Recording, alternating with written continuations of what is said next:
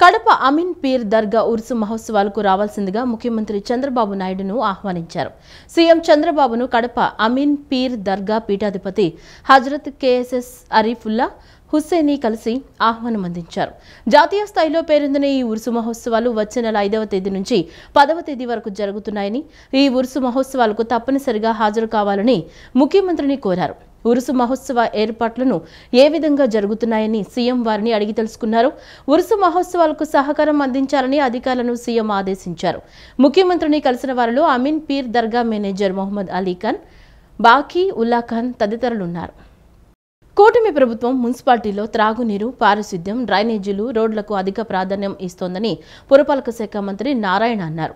రాబోయే 2 ఏళ్లలో రాష్ట్రంలోని మున్సిపాలిటీలో ఇంటింటికి కుళాయి ద్వారా మంచినీరు అందిస్తామన్నారు. గత ప్రభుత్వం కేంద్ర నిధులకు రాష్ట్ర వాటా ఇవ్వకపోవడంతో అభివృద్ధి పనులు మధ్యలోనే నిలిచిపోయాయని, కూటమి ప్రభుత్వం వచ్చిన తర్వాత అభివృద్ధి పనులు చేపట్టిందన్నారు. సూపర్ జీఎస్టీ వల్ల రాష్ట్రానికి 8,000 కోట్ల నష్టం జరుగుతున్నా ప్రజల కోసమే ఈ నిర్ణయం తీసుకున్నామన్నారు. విజయవాడ తూర్పు నియోజకవర్గం 13వ డివిజన్ పటమట ఆర్టీసీ కాలనీ రామాలయం వద్ద నిర్వహించిన స్వచ్ఛాంధ్ర స్వచ్ఛ భారత్ సూపర్ జీఎస్టీపై ట్రాక్టర్లు ర్యాలీ కార్యక్రమంలో పురపాలక శాఖ మంత్రి నారాయణ, ఎమ్మెల్యే గద్దె రామ్మోహన్తో కలిసి పాల్గొన్నారు. స్వర్ణాంధ్ర స్వచ్ఛాంధ్ర కార్యక్రమంలో భాగంగా ప్రజల చేత ప్రతిజ్ఞ చేయించారు. సూపర్ జీఎస్టీ, సూపర్ సేవింగ్స్ అవగాహన ర్యాలీని ప్రారంభించారు. ఈ సందర్భంగా మంత్రి, ఎమ్మెల్యే మాట్లాడుతూ తూర్పు నియోజకవర్గంలో నిర్వహించిన స్వచ్ఛాంధ్ర కార్యక్రమంలో పాల్గొనడం జరిగిందని, ఈ కార్యక్రమాన్ని 2014లో సీఎం చంద్రబాబు ప్రారంభించినట్లు గుర్తు చేశారు. పీఎం మోదీ ఏ నిబంధనలు అయితే పెట్టారో అవే స్వచ్ఛాంధ్రలో ఉన్నాయని తెలిపారు.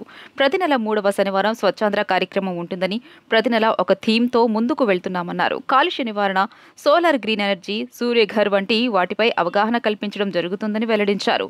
సూర్యఘర్లో ప్రతి ఒక్కరికి సబ్సిడీ ఉంటుందని పేర్కొన్నారు. ఎస్సీ ఎస్టీలకు పూర్తి స్థాయిలో సబ్సిడీ అందిస్తున్నామని తెలిపారు.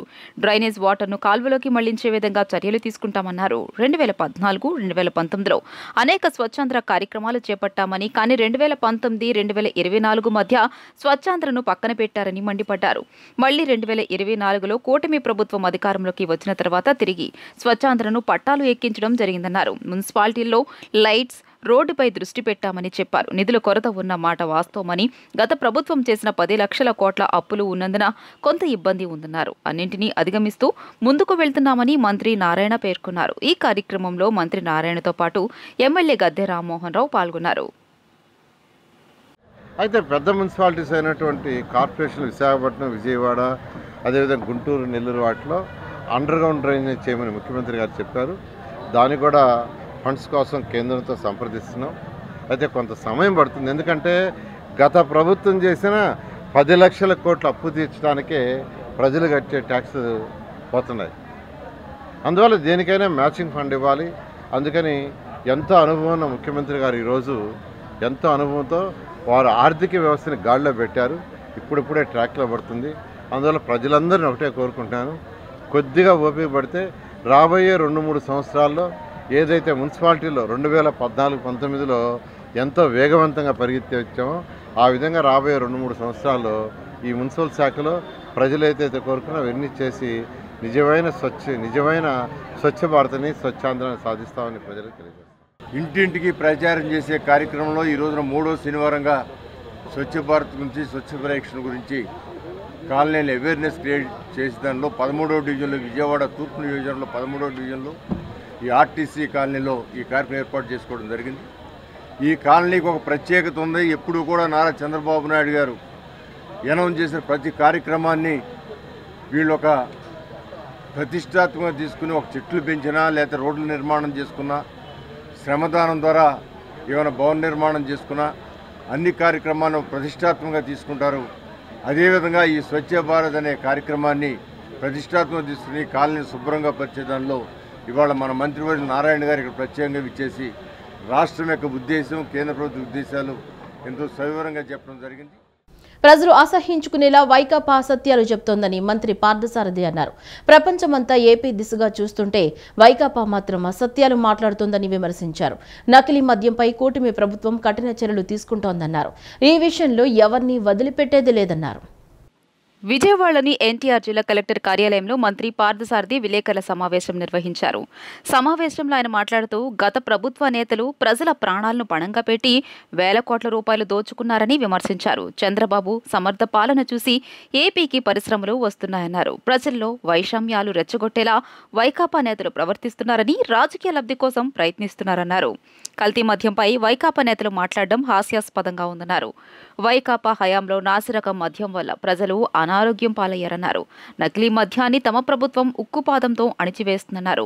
సిటీ రిపోర్టుకు అనుగుణంగా తదుపరి చర్యలు ఉంటాయని పార్థసారథి పేర్కొన్నారు. ప్రభుత్వంలో ప్రభుత్వ అధికారులతో లేదా ఎంఆర్ఓలతో మేము మద్యం అమ్మించట్లా.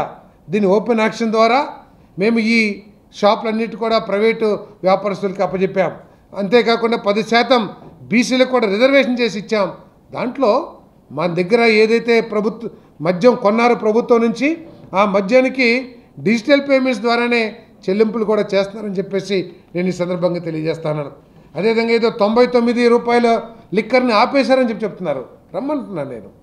175 నియోజకవర్గాల్లో ఎంత కావాలంటే అక్కడ డిమాండ్ని బట్టి 99 రూపాయలకి ఏదైతే తక్కువ ధరకి లిక్కర్ ఉందో ఆ లిక్కర్ని అందిస్తున్నామని చెప్పేసి కూడా ఈ సందర్భంగా నేను తెలియజేస్తా ఉన్నాను. నేను ఆఖరికి ప్రత్యేకమైన దృష్టితో స్టేట్ బార్డర్స్లో కూడా ఎక్కువగా దీన్ని అమ్మటం మూలంగా ఈరోజు ఈ స్మగ్లింగ్ ఏదైతే ఉందో అది కూడా తగ్గిపోయిందని చెప్పేసి మనం చేస్తాను.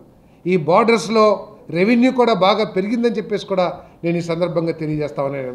మరి అదేవిధంగా బార్లలో మరి గత ప్రభుత్వం దేశంలో ఎక్కడా లేని విధంగా షాపుల కంటే 15% అదనంగా మరి ట్యాక్సెస్ వేసి బార్లో లిక్కర్ అమ్మే పాలసీని తీసుకొచ్చారు. ఈరోజు బార్ల యజమానులందరూ కూడా దీని మీద ఆందోళన వ్యక్తం చేస్తున్న సందర్భంలో తప్పకుండా ప్రభుత్వం ఒక సబ్ కమిటీని ఏర్పాటు చేసింది. ఏపీ విద్యా ఐటీ శాఖ మంత్రి నారా లోకేష్ ఆస్ట్రేలియాలో పర్యటించనున్నారు.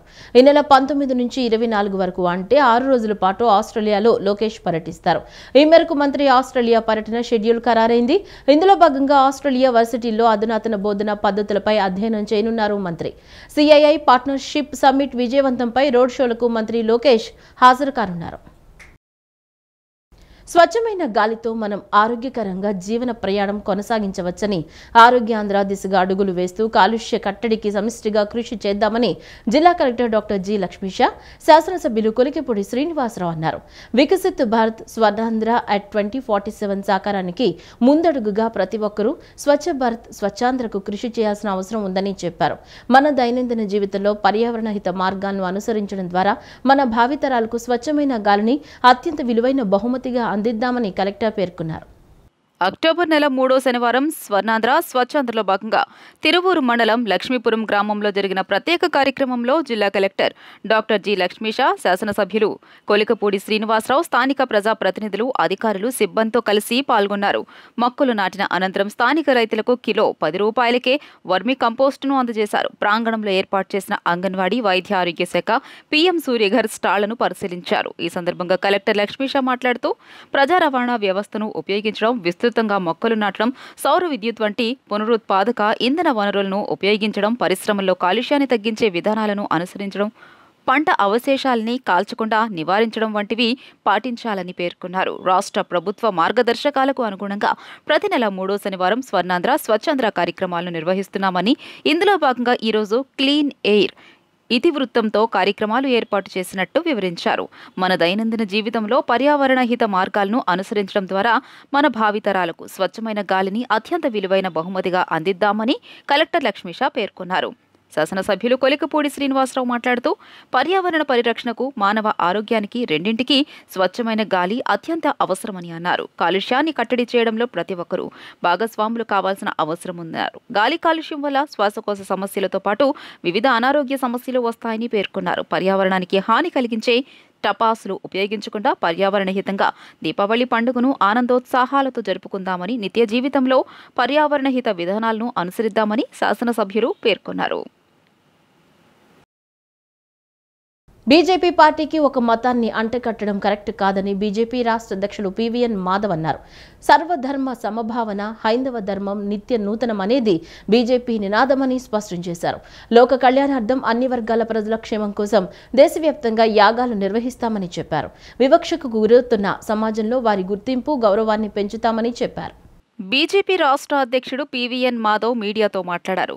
లోక కళ్యాణార్థం అన్ని వర్గాల ప్రజల క్షేమం కోసం దేశవ్యాప్తంగా యాగాలు నిర్వహిస్తామని చెప్పారు. వివక్షకు గురవుతున్న సమాజంలో వారి గుర్తింపు, గౌరవాన్ని పెంచుతామని చెప్పారు. క్షురకులు అంటే సమాజంలో చిన్నచూపు ఉందని, నాయి బ్రాహ్మణులు బలహీనులు కాదు, బలవంతులని తెలియజెప్పడమే బీజేపీ ఉద్దేశ్యమని తెలిపారు. సంజీవిని స్వరం కార్యక్రమాన్ని బీజేపీ పార్టీ ఆధ్వర్యంలో రాష్ట్ర వ్యాప్తంగా నిర్వహిస్తున్నామని ప్రకటించారు.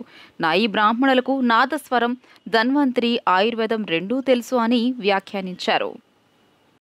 వాయు కాలుష్యం నేడు ప్రపంచం ఎదుర్కొంటున్న అతిపెద్ద సవాళ్లలో ఒకటని విజయవాడ నగరపాలక సంస్థ అదనపు కమిషనర్ డి చంద్రశేఖర్ అన్నారు. ప్రస్తుతం డీజిల్, పెట్రోల్ ఆధారిత వాహనాల నుంచి విడుదలవుతున్న కర్బన ఉద్గారాలు గాలి నాణ్యతను గణనీయంగా తగ్గిస్తున్నాయని చెప్పుకొచ్చారు. ఎలక్ట్రిక్ వాహనాల వాడకంపై దృష్టి సారించిన ఆయన ఈవీలు వాయు కాలుష్యాన్ని తగ్గించడంలో కీలక పాత్ర పోషిస్తాయన్నారు. స్వచ్ఛాంధ్ర స్వచ్ఛ భారత్ కార్యక్రమంలో భాగంగా విజయవాడ ఆర్టీసీ వర్క్షాప్ వద్ద క్లీన్ ఎయిర్ థీమ్తో ప్రత్యేక అవగాహన కార్యక్రమాన్ని నిర్వహించారు. నగరంలో పెరుగుతున్న వాహన కాలుష్యం, దాని దుష్ప్రభావాలు, ఈ వెహికల్స్ వాడకం ఆవశ్యకతపై ఈ సదస్సులో విస్తృతంగా వివరించారు. ఈ కార్యక్రమానికి ముఖ్య అతిథిగా విచ్చేసిన అదనపు కమిషనర్ చంద్రశేఖర్ మాట్లాడుతూ వాయు కాలుష్యం నేడు ప్రపంచం ఎదుర్కొంటున్న అతిపెద్ద సవాళ్లలో ఒకటని పేర్కొన్నారు. శరవేగంగా పట్టణీకరణ జరుగుతున్న నేపథ్యంలో వాహనాల సంఖ్య పెరుగుదల అనివార్యం. అయితే దానివల్ల పర్యావరణంపై పడుతున్న భారాన్ని, ముఖ్యంగా గాలి కాలుష్యాన్ని మనం విస్మరించలేమన్నారు. నిత్యం మనం పీల్చే గాలిలో విష పదార్థాల శాతం పెరిగితే అది భవిష్యత్తు తరాల ఆరోగ్యానికి, జీవన నాణ్యతకు తీవ్ర ముప్పు కలిగిస్తోంది అని ఆయన హెచ్చరించారు. ప్రస్తుతం డీజిల్, పెట్రోల్ ఆధారిత వాహనాల నుంచి విడుదలవుతున్న కర్బన ఉద్గారాలు గాలి నాణ్యతను గణనీయంగా తగ్గిస్తున్నాయని, ఇది ఊపిరితిత్తుల సంబంధిత వ్యాధులకు, ఇతర అనారోగ్య సమస్యలకు ప్రధాన కారణంగా మారుతోందని చంద్రశేఖర్ వివరించారు. ఈ నేపథ్యంలో శిలాజ ఇంధనాలపై ఆధారపడటాన్ని తగ్గించి వాతావరణ హితకరమైన ప్రత్యామ్నాయాలను ప్రోత్సహించాల్సిన అవసరం ఎంతైనా ఉందని నొక్కి చెప్పారు. ఎలక్ట్రిక్ వాహనాల వాడకంపై దృష్టి సారించిన ఆయన ఈవీలు వాయు కాలుష్యాన్ని తగ్గించడంలో కీలక పాత్ర పోషిస్తాయని అన్నారు. భారత ప్రభుత్వం, రాష్ట్ర ప్రభుత్వం కూడా ఈవీల వాడకాన్ని ప్రోత్సహించడానికి అనేక రాయితీలు, విధానాలను అమలు చేస్తున్నాయన్నారు. ఇంధన సామర్థ్యంపై అవగాహన పెంచుకోవాలి, వ్యక్తిగతంగా కూడా ఈవీల వినియోగం దిశగా ఆలోచించాలి అని పిలుపునిచ్చారు. కేవలం ప్రభుత్వమే కాకుండా పౌరులందరూ ఈ క్లీన్ ఎయిర్ లక్ష్యాన్ని సాధించడంలో తమ వంతు బాధ్యతను నిర్వర్తించాలని, పర్యావరణ పరిరక్షణను ఒక సామాజిక ఉద్యమంగా మార్చాలని చంద్రశేఖర్ కోరారు. ముఖ్యంగా మనకు వెహికల్స్ ద్వారా వచ్చే పొల్యూషన్ తగ్గించడానికి ప్రజలందరినీ కూడా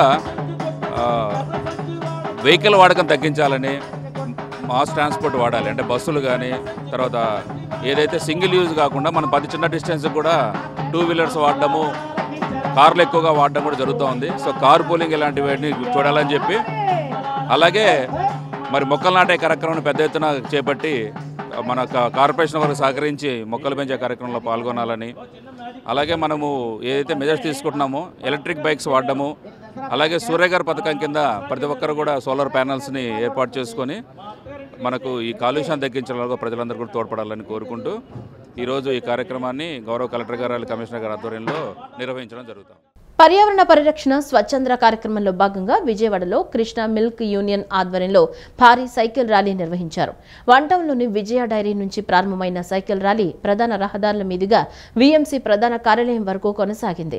ర్యాలీలో విజయ డైరీ ఉద్యోగులు, పాలక మండలి సభ్యులు పాల్గొన్నారు. స్వచ్ఛాంధ్ర స్వర్ణాంధ్ర కార్యక్రమంలో భాగంగా విజయవాడలో కృష్ణా మిల్క్ యూనియన్ ఆధ్వర్యంలో సైకిల్ ర్యాలీ నిర్వహించారు. వన్ టౌన్లోని విజయ డైరీ నుంచి మున్సిపల్ కార్పొరేషన్ ప్రధాన కార్యాలయం వరకు సైకిల్ ర్యాలీ కొనసాగింది. అనంతరం వీఎంసీ ఎదురుగా ఉన్న ఖాళీ స్థలంతో పాటు సీతమ్మవారి పాదాలు ప్రాంతాల్లో చెత్తను తొలగించారు. చీపుళ్లతో చెత్తను ఊడ్చి శుభ్రం చేశారు. ఈ సందర్భంగా యూనియన్ చైర్మన్ చలసాని ఆంజనేయులు మాట్లాడుతూ ఇటీవల తమ డైరీతో పాటు వీరవల్లి మిల్క్ ప్లాంట్కు జాతీయ స్థాయి స్వచ్ఛతా హీ సేవ అవార్డు రావడం ఎంతో సంతోషకరమన్నారు.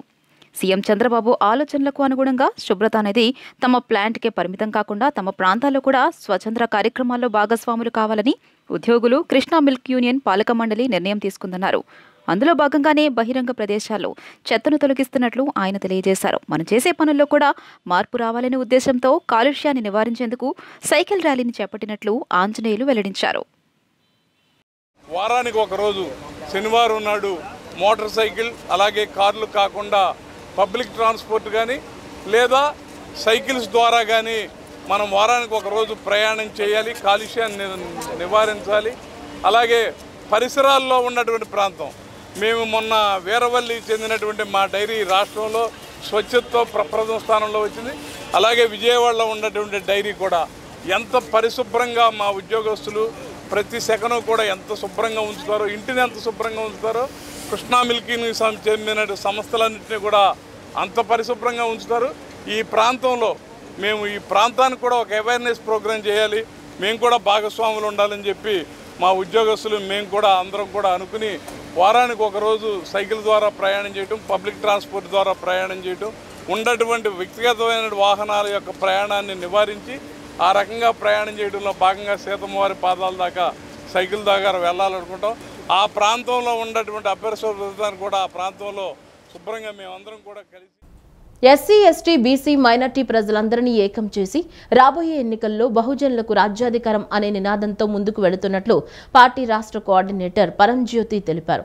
దీనికి ఆకర్షించబడుతున్న వారు పార్టీ కార్యక్రమాల్లో పాల్గొంటున్నారని అన్నారు. విజయవాడ మొగల్రాజ్పురంలోని All India Bahujan Samaj Party AIBPS రాష్ట్ర కార్యాలయంలో కత్తల బోస్ తన అనుచరులతో కలిసి పార్టీలో చేరారు. రాష్ట్ర మహిళా కన్వీనర్ వేమేశ్వరి, జిల్లా అధ్యక్షుడు శ్రీనివాసరావు పాల్గొన్నారు. ఈ సందర్భంగా ఆయన మాట్లాడుతూ రాబోయే మున్సిపల్ కార్పొరేషన్ ఎన్నికల్లో విజయవాడ కార్పొరేషన్ ఎన్నికల్లో పోటీ చేసేందుకు ప్రణాళికలు రూపొందించుకున్నామని అన్నారు. బెజవాడ అంటే బీసీలకు కేంద్రమని, బెజవాడ అంటే బహుజనవాడ అని, ఎస్సీ, ఎస్టీ, బీసీ, మైనార్టీలు 90% ఉన్న నగరమని, కానీ రాజకీయాలను కొన్ని అగ్రకులాలు నడిపిస్తున్నాయని చెప్పారు. 2 కులాలకు చెందిన వారి రాష్ట్రాన్ని పరిపాలిస్తున్నారని చెప్పారు. ఈ ప్రజల యొక్క పూర్తిగా వాళ్ళ యొక్క ప్రయోజనాలు కాపాడే విధంగా పరిపాలన చేయట్లేదు కాబట్టి మీ పరిపాలన మాకు వద్దంటున్నాం. మేము ఇప్పుడు దాకా మీరు పరిపాలన చేశారు. ఈ రాష్ట్రాన్ని ఏదైతే మరి రాష్ట్రం ఏర్పడిన తర్వాత కాడి నుంచి కూడా ఈరోజు కమ్మారెడ్డి ఈ కులాలు తప్పితే ఎవరు కూడా ముఖ్యమంత్రి కాలేదు, పరిపాలన చేయలేదు. మరి మీ పరిపాలనలో మా జీవితాలు బాగుపడలేదు. అందుకని మేము అనుకుంటున్నామంటే ఈ కమ్మారెడ్డి పాలన 2 కూడా పోవాలని, అలాగనే బహుజన కులాల పాలన రావాలని, బీసీ, ఎస్సీ, ఎస్టీలందరూ కూడా ఐక్యమై రాబోయేటువంటి ఎన్నికల్లో ఈ 2 కులాలను ఓడించి all India Bahujan Samaj party ద్వారా ఈ రాష్ట్రంలో అధికారంలో చేపట్టాలనే ఉద్దేశంతో మరి ఈ కార్యక్రమంలో ముందుకెళ్తున్నాం. మరి 92% ఉన్న బహుజనులు 8% ఉన్న మరి అగ్రకులాల వాళ్ళని మేము తీవ్రంగా ఎదుర్కొంటామని కూడా తెలియజేస్తూ ఉన్నాం.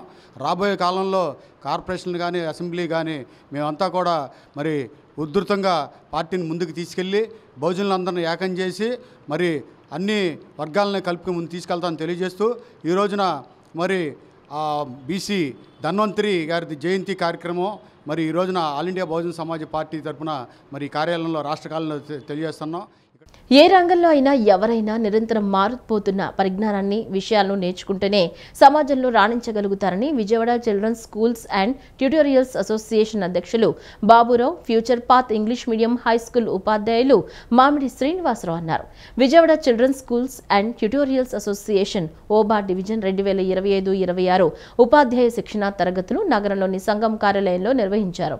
నగరంలోని వివిధ ప్రైవేట్ పాఠశాల ఉపాధ్యాయులు ఈ శిక్షణ కార్యక్రమంలో పాల్గొన్నారు. ఈ సందర్భంగా వారు మాట్లాడుతూ ప్రైవేట్ విద్యాసంస్థలో పనిచేసే ఉపాధ్యాయులకు ప్రభుత్వం తరపు నుంచి శిక్షణ ఉండదని, అసోసియేషన్ తరపునే శిక్షణ కార్యక్రమాలు నిర్వహించడం జరుగుతుందన్నారు. ఉపాధ్యాయులు తమ బోధనా నైపుణ్యాలను పెంపొందించుకుని విద్యార్థులకు మెరుగైన బోధన అందించేందుకు ఈ శిక్షణ కార్యక్రమాలు దోహదపడతాయని చెప్పారు. కార్యక్రమంలో సంఘం కార్యదర్శి షేక్ ఖాదర్ బాషా, కోశాధికారి టి నారాయణరావు, ఉపాధ్యాయ శిక్షణ నిపుణులు కె నాగలక్ష్మి తదితరులు పాల్గొన్నారు. ఓవా డివిజన్ సందర్భంగా ఈ యొక్క టీచర్ ట్రైనింగ్ ప్రోగ్రామ్ని మా అసోసియేషన్ హాల్లో పెట్టడం జరిగింది. దీనివల్ల 5th క్లాస్ వరకు ఉన్న విద్యార్థులందరికీ చక్కటి నైపుణ్యం ఉన్నటువంటి కె నాగలక్ష్మి గారి చేత ఇక్కడ ఆవిడ గారిని పిలిపించి ఆ ప్రోగ్రామ్ని కండక్ట్ చేయడం జరుగుతుంది. అనేక మంది స్కూల్స్ నుండి ఇక్కడ సుమారు 25 స్కూల్స్ వరకు ఇప్పుడు ఈ ప్రోగ్రాంలో అటెండ్ అవుతున్నారు, టీచర్స్ వస్తున్నారు, ప్రోగ్రాం కూడా కండక్ట్ చేస్తున్నాం.